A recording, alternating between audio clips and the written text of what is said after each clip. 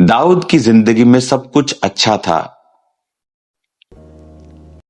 जब वो अपनी छत पे टहल रहा था तो उसने एक औरत को नहाते हुए देखा और उसके बाद उसने उसको सुंदर थी वो उसने उसको देखा और उसको बुलाया, उसके साथ व्यभिचार किया। जब वो प्रेग्नेंट हो गई उसके पति को मरवा दिया ताकि दाऊद की बेइज्जती ना। इस वीडियो में जो बात होने वाली है वो सिर्फ बाइबल की कहानी नहीं है, ये जिंदगी के उस फेज की बात है जब सब कुछ ठीक लगता है और हम गार्ड डाउन कर देते हैं। और परमेश्वर ने अपने नबी को भेजा और कहा कि तूने पाप किया, अब तेरे घर से तलवार कभी भी दूर नहीं होगी। उसको माफी तो मिल गई लेकिन पाप की सजा जो थी वो खत्म नहीं होती है। माफी अलग चीज है, सजा अलग चीज है। उसको माफी मिली लेकिन जो सजा थी वो मरते दम तक दाऊद से अलग नहीं हुई। उसके घरों में तलवार चलती रही। दाऊद की जिंदगी में सब कुछ अच्छा चल रहा था, वो बादशाह था, कुदरत थी, इज्जत थी। जब उससे जंग पर जाना था वो घर में ही रह गया। वो अपनी छत पर टहल रहा था और उसने एक औरत को नहाते हुए देखा।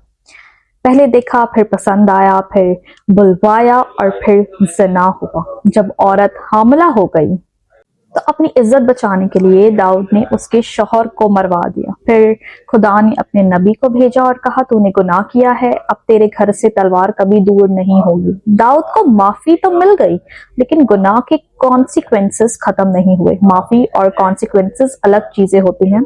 दाऊद को अपनी सल्तनत छोड़कर भागना पड़ा। जो पहले घर में भागता था अब बादशाह होकर पहाड़ों में भाग रहा था। ये सब इसलिए हुआ क्योंकि दाऊद फाइट मोड में नहीं रहा था, वो रिलैक्स मोड में चला गया था। प्रेयर छूट गई और जहां प्रेयर छूटती है वहां शैतान काम करता है। जब मैं ये सुनती हूँ तो मुझे ये सिर्फ दाऊद की कहानी नहीं लगती, मुझे ये जिंदगी जैसी लगती है, हमारे जैसी।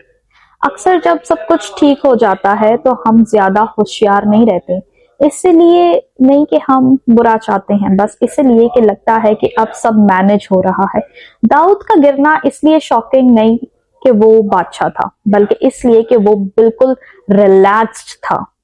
और सच ये है मेरे भाइयों और बहनों कि ज्यादातर गिरावटें स्ट्रेस में नहीं होती, वो आराम में होती हैं।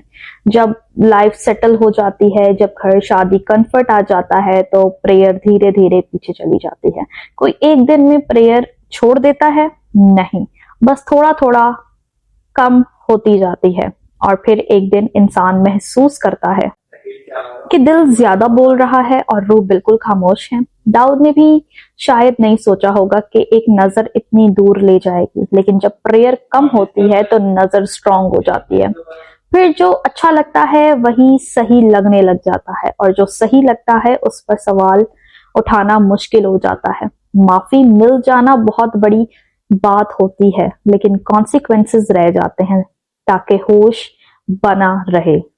दाऊद को भागना पड़ा और शायद ये सबसे ज्यादा दर्दनाक बात है कि जो कभी खुदा के करीब था वो अपनी ही जिंदगी से भाग रहा था। ये कहानी ये नहीं कहती कि खुदा सख्त है, ये कहानी ये कहती है कि प्रेयर के बगैर इंसान कितना वल्नरेबल हो जाता है। और शायद इसीलिए प्रेयर से बोलना नहीं होता, प्रेयर होश में रहना होती है।